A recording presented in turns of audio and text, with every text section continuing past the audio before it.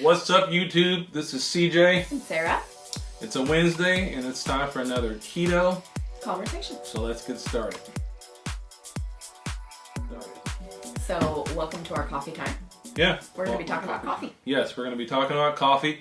We are preparing for a mini vacation together. We haven't been on one in a while. Almost a year. And we know that we're going to probably, at some point, maybe stop and get a cup of coffee. So we thought this would be a good topic to visit for us. I actually learned some things that Sarah and I were preparing, and we're going to share some tips that we found about ordering coffee at some of the out like at places like Starbucks, or we have Starbucks, we have Tully's, we have other fancy coffee shops, Dutch Brothers, yes. Bigfoot. We're in the Pacific Northwest, so the home of Starbucks. We're in the home of Starbucks. We've been to the original Starbucks. Yeah, so we've got Starbucks like everywhere. Like everywhere. You can't. We've got a Starbucks in our backyard. Oh my gosh, they're every You can block. walk outside and go to our Starbucks. Yeah, that's a joke. Yeah. All right, so number one, when you're going to order coffee, you need to be prepared. That's right, and I actually have a list on my phone so that I can just pull that list up when I'm in the coffee shop and just basically read it off, and I know that I have prepared enough so that I'm getting something safe, keto safe. So sometimes it helps to have a list on your phone or somewhere that you can access it so that you can order what you would like and you know that it's all keto safe. Well, wait a minute. You said you have a list on your phone. Yes. So where'd you get this list from? Google. I've seen you use a list. Yes, Google, because you can actually Google safe keto coffee drinks or how to order keto coffee drinks. We'll put a link to some articles where you can find this information in the description. Sounds good. Yeah. I've actually seen Sarah do that when we go to coffee places. Yeah, because it's, especially I don't go to coffee places all the time, so I don't always remember what I want or need to order. I know what I like, but sometimes I will forget, so it's nice having a list on my phone. Yeah. In the notes section. Yeah. Number 2, remember that all sugar-free syrups are not created equal. So depending on where you go, if you go to a chain coffee store like Starbucks, they have their own syrups. And so carb counts vary from flavor to flavor and syrup to syrup. So if you'll hand me that one, babe. Okay. I buy the Torani brand sugar-free syrups, and most of their syrups are number one sweetened. They're sweetened with Splenda. They don't have mannitol or maltitol or any of the other tols that can sometimes raise your glycemic index. Mm-hmm. Additionally, the ones that I buy have either 1 or 0 carbs per shot of syrup. So I know at home what I'm getting, or if I go to a coffee shop that has the Torani brand. Yeah, and syrups. a lot of smaller probably shops use. They do. A lot of your more local shops will use the Torani, sometimes Da Vinci's, but all of those sugar-free syrups are pretty safe as far as having either 0 or 1 carb per shot.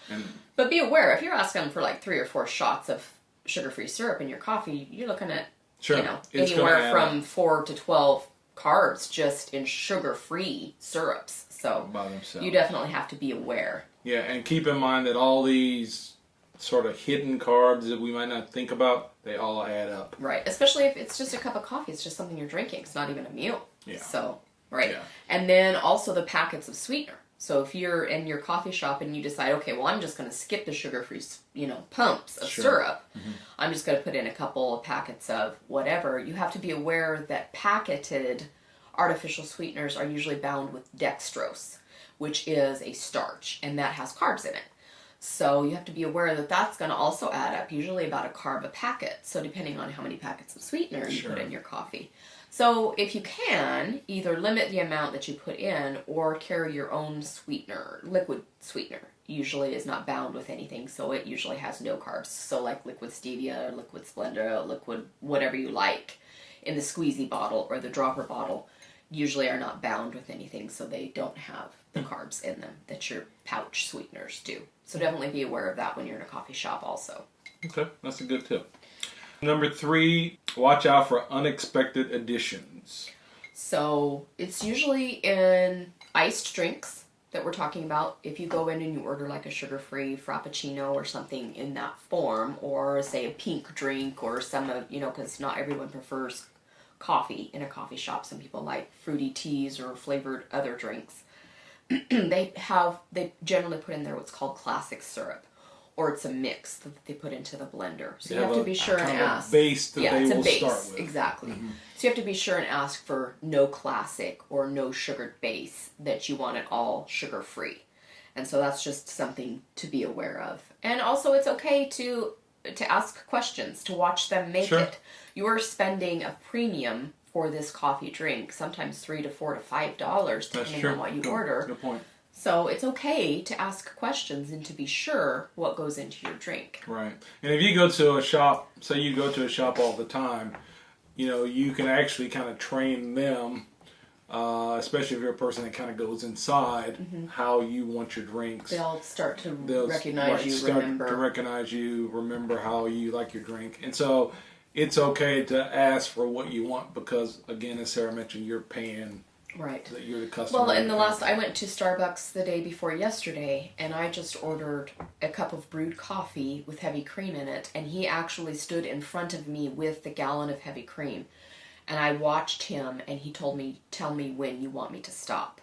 So I was able to eyeball how much cream was going into my beverage. So sometimes it's helpful to go in if you can, just so that you have a little bit more control over what you're getting. Right, and then Sarah just talked about heavy cream, and that's our next point is number 4, substitute heavy cream. Because you don't want to use milk. Right. So if you're used to getting things like lattes, milk has about 12 grams of carbs for the amount of milk that you would have in a latte. So it's usually best to substitute heavy cream for the milk product in your coffee beverages.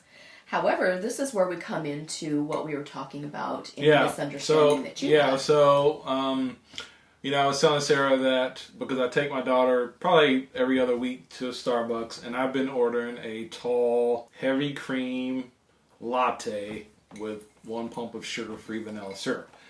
And Sarah was reminding me that, well, wait a minute, so let's use your coffee cup as a visual. Yeah, that is not necessarily a good thing to be ordering. Okay, so if CJ is ordering 1 shot, then they will brew the espresso, and it will come to be about this amount. So I don't know if you can see that. Okay, and so that's for a latte. That's a shot. Okay. So they will pour that shot of coffee in there, and this is your grande, because we're going to talk about sizes here next. This is your grande, okay? So imagine that CJ's espresso comes up about maybe an inch in the bottom of his cup. So then they will fill the rest of that cup with heavy cream. Heavy cream is 1 tablespoon for 1 carb.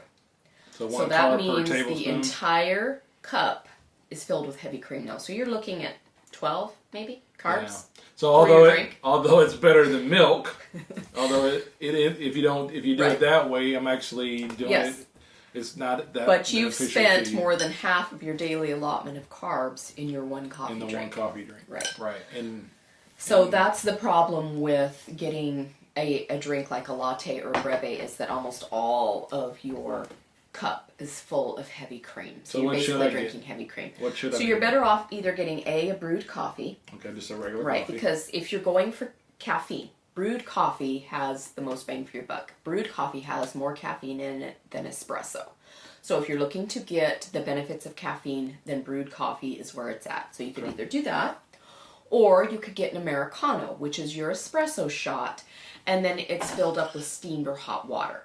So if you still want that espresso or that espresso flavor, then it's going to be full all the way almost to the top with your coffee, your actual coffee. And then you would top it off with your heavy cream. So you're still getting that coffee and cream, but you're getting a lot more coffee. And let's face it, if you're paying $4 or $5, you want your coffee, right? That's what you're there for. Right. So that's what you would do instead of ordering a breve or a latte. Good point. And I did not know that until today. All right, number 5, and small is sufficient. Now, one of the things I noticed the other day when I went to my local Starbucks is that on the menu, they don't even have listed, they used to have listed the tall, the grande, the venti. It's like part of the secret menu now. The venti, and now all they have is they start at the grande level, and they don't even have the tall listed. I'm sure that you can get a tall, but as far as if you just order it off the menu, you're going to order. It's not shown. Right, it's not shown, and you're going to automatically get a bigger drink that's more expensive.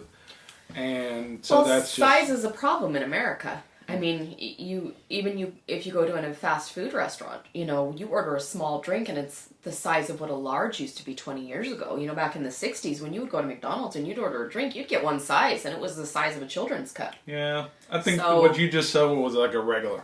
A regular size now is pretty big. Yeah. It's still pretty big. Yeah, it's so, our sizes are out of whack. Yeah. You end up with getting a pop that's like the size of a half a gallon of milk. And we just don't eat that much. And this is not part of this conversation, but like if you go to a fast food place, and I remember how when I used to eat fast food and eat fries, and it was always, do you want to biggie size it or do you want to? And it's like, no, I just want a regular size. I want a regular size fries. And now, of course, we're not eating fries now, but it was. Size in America is you used to not have portion choice. size is becoming a bigger and bigger issue, and is leading to a lot of the problems that we have as far as with our diets, with the standard American diets. The fast food industry, the restaurants aren't helping us any. So you are entitled to get whatever size coffee that you want, that you order. We're not telling you what to do. But the fact of the matter is if you're going to be conscious of carbs and calories and your macros, then the size you order is important. Yeah, so get the smallest cup of coffee that is going to suit your needs. Yeah. Because you might want to have another cup of coffee later on in the day or whatever the case may be. So. And we realize as we do this topic that we're going to have some viewers who do coffees all the time. We realize that we're going to have a segment of our population who don't do coffees at coffee shops at all. Or don't drink coffee. We realize that as well.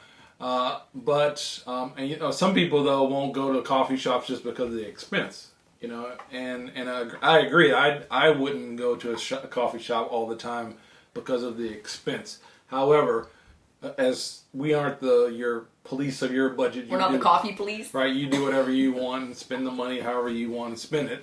But another option that we're leading up to is, you can do a lot of this at home yourself and make delicious keto-friendly coffee drinks that what's in it right at home. It might take you a little bit more time, but you can do it, and it is an option. Once you get in a routine, it's just as easy to make it at home as it is. So what are we drinking? We are drinking frappes. We have a recipe up on our channel, and we'll link it in the description box. It's a Greek frappe, but it's very reminiscent of, say, a frappuccino. But it's ingredients that you can find in the grocery store that are inexpensive, that go a long way. Then you can choose your sugar-free syrups. You know exactly what's in them, how much you're putting in. You control the amount of your heavy whipping cream. So you know exactly what you're getting. How long does it take you to make one of these? Because I see you make these all the time, but I don't... Less than 5 minutes. I'm not timing you. So. Less than 5 minutes. And that's start to finish, putting in the ice, getting ready to drink it. Right. Done. Yeah. Right. So doing it yourself is definitely an option because, again, you can control what goes in it. You can make it exactly how you want, and you can save yourself some money if that's important to you. Especially if you like to drink multiple cups of coffee. So hopefully this has been of some benefit to someone in our audience. Yeah, and if you have any coffee tips you want to share. Yeah, if you have any tips, some things that you learned. Like I said, I learned some things today just by us preparing for this keto conversation. But you won't be ordering lattes anymore, will you? No. Yeah. No, I won't be. And maybe what I will do is I will actually add something to my phone. Yeah. So that I can order correctly. If you're new here, this is our Keto Conversation segment. We do these every Wednesday. We don't always talk about coffee, but we do try to talk about relevant keto topics that are part of the keto lifestyle. We're all about trying to help build a community of people who help each other have success on keto. So we would like to hear from you if you have any tips as far as ordering coffee out or things that you've learned. We do new recipes on Sunday. Although we're going out on vacation this week, we will still have a recipe for this Sunday. We may do it on location. That'd be fun. Yeah, I kind of like doing them on location. It's a different kitchen. It's still CjsKetoKitchen, but it's somebody else's kitchen. It's a different kitchen, but it's kind of a challenge to see if we can do it. That's how I look at it. So we will still have a recipe for Sunday. And it's going to be no bake. It's going to be what? No bake. A no bake recipe? Yeah. Okay, so you're sure you're going to go with that? I know we've talked about it, but I didn't know if you were really going to do it. Okay, so you're going to do it. It's going to be some kind of no-bake recipe. Sarah said it. I guess if it's no bake, I'm gonna serve it raw because I said it was no bake. No, we will have a recipe this Sunday. So anyway, we hope that you have a great rest of the week. And if you're new here, consider subscribing. We'd love to have you as part of our keto family, and consider coming back next week. So we appreciate you, and have a great rest of the week. Bye-bye. Peace.